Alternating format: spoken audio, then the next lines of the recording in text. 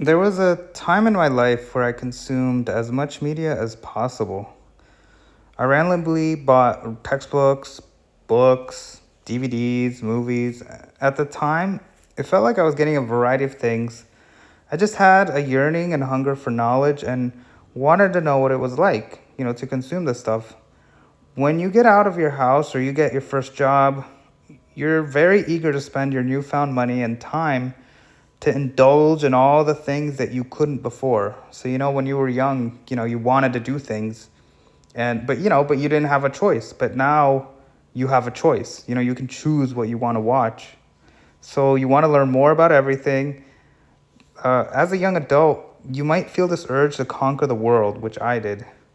And in reality, this could happen at any age because sometimes people move to like a different country or don't get an opportunity to succeed until later on. So, sometimes, you might move to a different country and it's like you're starting all over again. So you have that same experience of discovering again of so I'm talking about a phase that happens where you just want to explore what I call the discovery phase, or it's like a phase.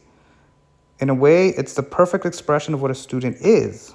A student is someone who wants to take in and learn from what wise people did before, from wise people from the past and what they had discovered.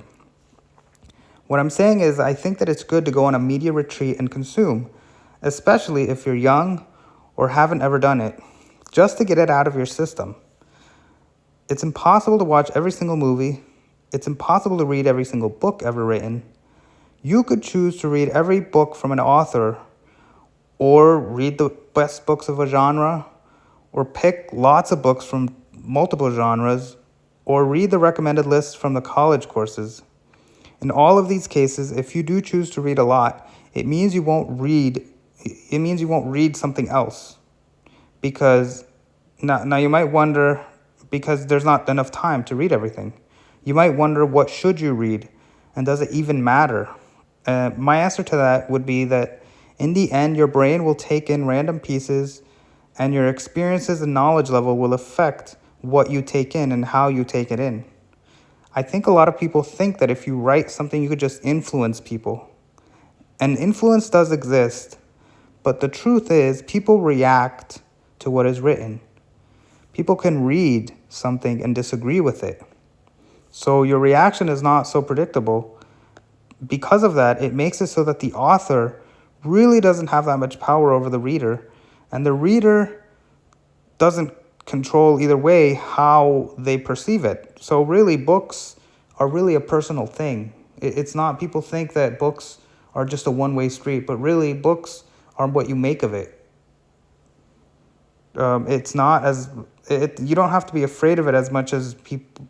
People sometimes get scared of books, like, oh no, it's going to change me. Like, no, you it really doesn't exist. The author and the book is separate. It becomes its own thing, and you turn it into whatever you want it to be.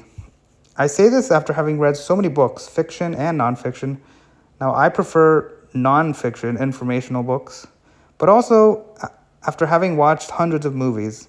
I can tell you that I remember a lot, but I don't remember everything. Most of what I remember are salient things that stood out to me.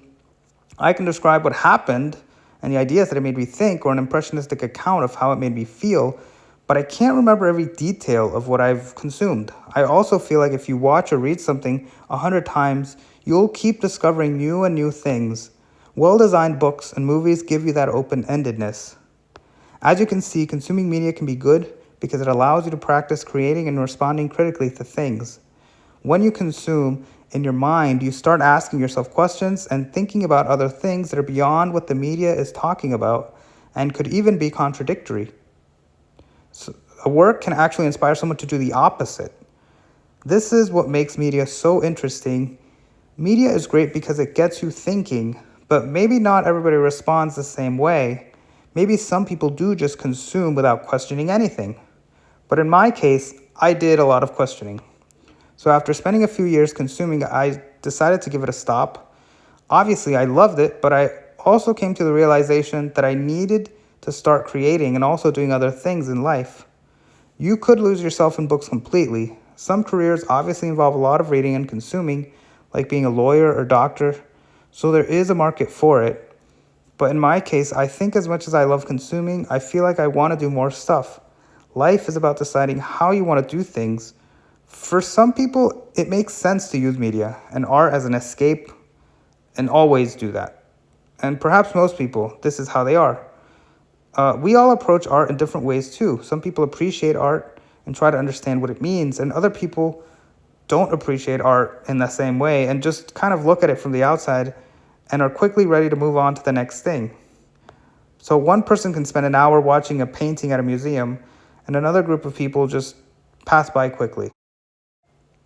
Now, books specifically are still something that I use because books are a great way to learn, and I love textbooks and guidebooks to teach myself new skills, following along like you would while doing anything else. I like learning by using official textbooks and manuals. Some people just like learning by doing things and not using books. Everyone is different.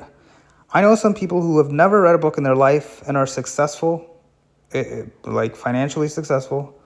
And I sometimes talk to these people who've never read a book and they ask me, why do you have so many books? Why do you read if you're not making money out of it? And in my case, obviously, escape was one reason back in the day. But after I had experienced losing myself with books and media, I thought enough was enough. And I wanted to create and start using those skills of analyzing and thinking about things. And books were a great way to practice that. Books allow you to practice thinking and arguing about things with yourself. They're a great way to bounce off ideas to yourself. So now those same skills going on in your head can be transferred over into your writing or music making or whatever other sort of artistry you may have. So for me, it has become a matter of transferring what was going on inside my head into ways that are communicated to other people like you who is watching this video right now. I always like to give people a choice and let people realize that you're in control of your life and you know best what works best for you. I still prefer to use books to learn new skills or whatever, but I don't consume as much. But that doesn't mean that you shouldn't consume, because for many years I was a consumer, and perhaps if I hadn't spent all that time consuming, I would not be who I am or have had the experience that I have had. And you deserve to have the same experience too that I did. If you're just starting off, you have years of work ahead of you. So you have time to consume and take in media, just to see what's out there. So what I'm saying is that if you haven't read books and want to read books, then you should read books. Lose yourself in books. Lose yourself in books. I did that, and just because your parents or other people don't do it anymore, maybe you're in a stage in life where you do want to waste your time. What I'm saying is that sometimes you have to lose to win.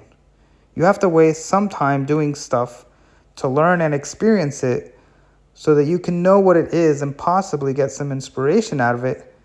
And that can help you in creating whatever you want to create later on, whether it's art, building a business, or whatever else.